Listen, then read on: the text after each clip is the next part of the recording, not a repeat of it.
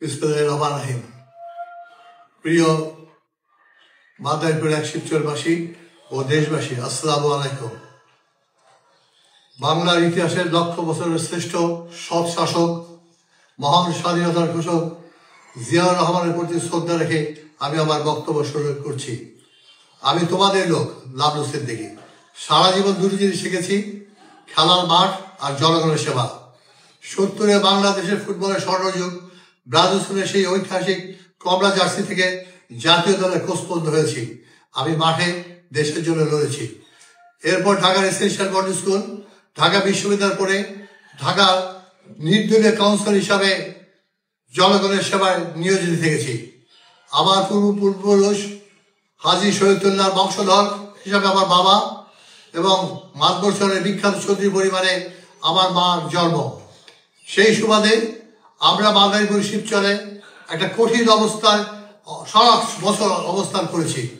আমার আগে যারা বিএনপিতে নির্বাচন করেছেন, আমার শ্রদ্ধা মামা বাদশাহ চৌধুরী সাহেব, শ্রদ্ধা আরেক মামা আলতাফ চৌধুরী সাহেব বিএনপি থেকে নমিনেশন পেয়ে সংসদ সদস্য হয়েছিলেন। আমার আরেক মামা আবুল খায়ের চৌধুরী রিজু সাহেবও বিএনপি থেকে শিবচরে নির্বাচন করেছেন।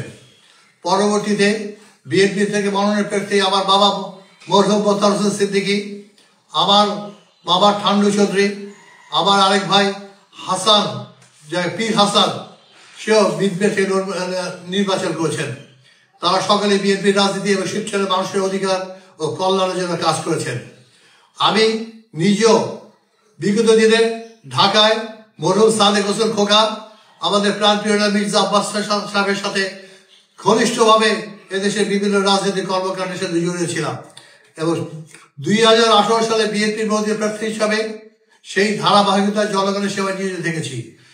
আমি 2018-তে বিএনপির সেই দুর্দিনে শিবচরে আপনাদের পক্ষে নির্বাচন করেছিলাম এবং শেষ পর্যন্ত ছিলাম এবং এখন আমি আছি। সারা জীবন আমি আমার পরিবার মানুষের জন্য কাজ করেছি, মানুষের রাজনীতিতে জীবন উৎসর্গ করেছি।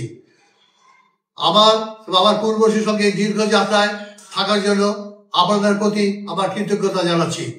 সম্প্রতি ঢাকা ভাঙ্গা হাইওয়েতে একটা অনাক্ষিত ঘটনা ঘটেছে। ঘটনাটি আমার নির্দেশ বা সমর্থন হয়নি।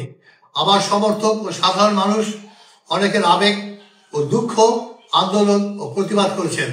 যখনই আমি বিষয়টি জেনেছি, আমি সঙ্গে সঙ্গে গিয়ে সবাইকে নিয়ে পরিস্থিতি শান্ত করে এসেছি। তবে একজন রাজনীতি কর্মী হিসাবে আমি এই দায় এড়াতে পারি না। সারা জীবন যেভাবে জনবিরোধী রাজনীতি করিনি, এখনো করব না।